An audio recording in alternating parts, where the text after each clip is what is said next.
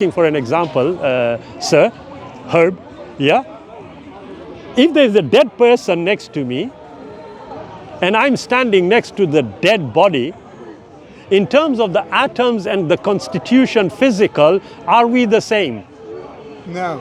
What's the difference? You're alive, that person is dead, and there's no afterlife But for that person. no. I said to you, that's an afterthought. The afterlife is an afterthought. But at this point in time, I said on a physical level, the physical constitution, the atoms, and everything else, the cells, yes? Between this dead body and me, what's the difference? That dead body turns to dust. No. Again, if I ask you, again, in terms of the physical makeup, we are made up of stardust, you said. Yeah, but let's consider it to be atoms, etc. Yeah, we are a combination of atoms. Right. Some of us have coincidentally had the atoms gathered together in such a way that we are so handsome. Now, I'm not saying that about myself, by the way. I'm just making a point, yeah? But the issue is, between this dead body and me, if the physical constitution of atoms is the same, what's the difference? Well, you're getting off my point. Not at all. I want you to answer it, and we will get to it. Creator. Absolutely, I am. Yes, but what's your evidence for a Here, creator? look, when we talk about evidence, we have to introduce it and then discuss the evidence. I'm asking you, sir, Herb, the dead body is constituted of atoms. The living body is constituted of atoms. What's the difference between the two? Well, one has life and can think and...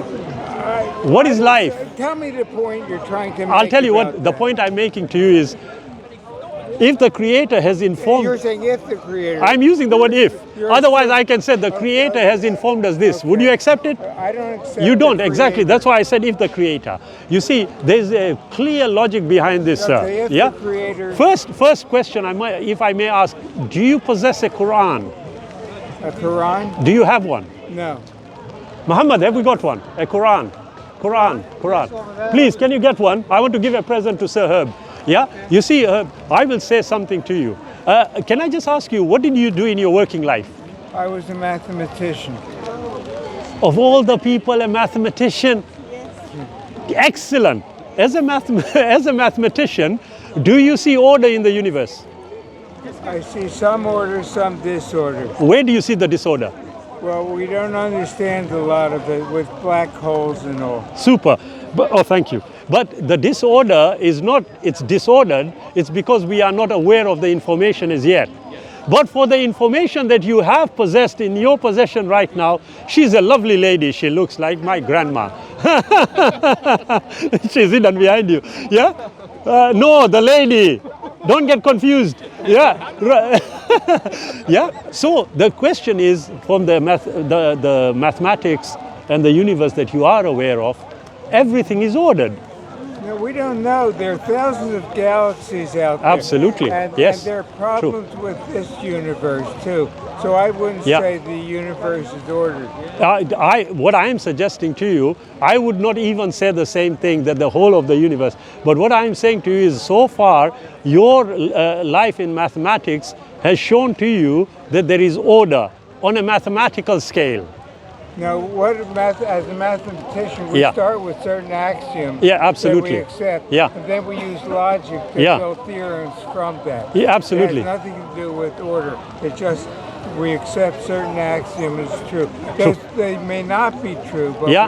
that's our starting point. It's the Now, starting point, now, correct. What's your axioms that you're starting Yeah, with? I just told you, and that's what I was going to give you. You see, for me to start off the journey for any discovery, I have to have the axioms. I have to have the starting point. Okay. Now, if I am of clearly the opinion, and logic is leading me to that conclusion, that if there is a creator, by definition, it is the creator that will inform the creation of what the relationship ought to be, So is and why we are here. Is your axiom that Yeah. there is a creator? Now you see, if I say yes, it's from a subjective perspective. I'd rather we keep it objective. And on Okay, that what's your basis, What's your axiom? I will give you this, sir, as a present. My email address is there. I am going to say, because you are a mathematician, I am 100% confident that once you have read this, you will accept the existence of a creator, and you will also know why we are here. And the email is there, so if you know what your axiom that you're starting with. I started off with the question about why I am here. That's not an axiom. No, it isn't. It isn't. No, but look, if I say to you, yeah, when you use mathematical axioms, you are starting from a given position or an intended position. Which one? Well, that's a given. I'm starting with, even though I know it may not be true. I'm starting with a given position. There is a creator. Okay, so that's your axiom. Yes. And for people who don't accept your axiom, even if your logic is good after that, yeah, it's not absolutely. And that is why I am giving you something that is independent of us and you too. think that will make me accept a creator? Not I think. Axiom. If you are a mathematician, and you are, I can guarantee you will accept. And you know why? Not only that, sir, I know that as a mathematician, your logical processes will already be ready to accept it. I've read parts of it, and I want you to read the whole of it. I've read the whole Bible. Excellent. Now read the whole of the Quran. And I can promise you, my email address is there. I'm Shabir. Right. By all means, come back to me. Okay. It was a pleasure, sir. You look after yourself. You too. Lovely lady, look after yourself. God bless. It wasn't really mentioned, but I do apologize. Sorry, brother. Wasn't his definition of disorder more in line with that which is unknown? That's what he said, and then I told him about it, and he agreed with it. Yeah. So since he's a mathematician and he wants to go on with science, shouldn't he like explore said unknown? This is the problem. Yes, I'm sorry, brother. Your name? Hazif. Hazif Shah. Hazif Shabir. Yeah. I'll tell you what the problem is. And that's what I was trying to point out, that unfortunately atheism is based on the very idea of how the Western world, and this is not a negative, how the Western world actually proceeds with understanding things. And so it was so funny that he talked about a tooth fairy, and this guy comes along later and uses exactly the same. Well, if two believers came and used exactly the same, they would say you are indoctrinated. Yeah. So it has now flipped. Yeah, and that is why I know that atheism is a primitive understanding of life, because if you considered it carefully, everything that you do in your life, you will know that there is purpose behind it. Yes. And then you turn around and say, well, everything else has no purpose. It does not make sense. It does not compute logically. Yeah.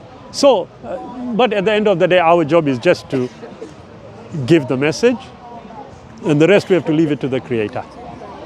Exactly. I mean, if they don't figure it out for themselves, they might like become faithless when there's no outside information to tell Absolutely. Them what to do. Yeah. And you see, I realized the gentleman who was sat last. Herb. Yeah. I realized that he's genuinely asking, and he was.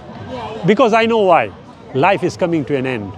Yeah. And every one of us, we have got it we call it the innateness of a human being, that the journey is coming to an end. Where am I going to go? We can all, pretend, once we die, we are going to go into dust. Inside, we know exactly how we think as human beings. Yeah? And there is nothing wrong. What is there to fear? At the end of the day, you are going to return to where you came from. How you denied it on earth will make the difference. But you will go back. Now, I realized that he genuinely was asking. And I also realized just in the conversation that he would not have read the Quran fully. No. And that is why I turned the conversation to give him the Quran, because I know as a mathematician, if he reads the Quran objectively, and that's the point I was making, I can guarantee you he will be guided. Guarantee. Because the Quran is an incredible collection of information. I call it a book for the understanding commonly.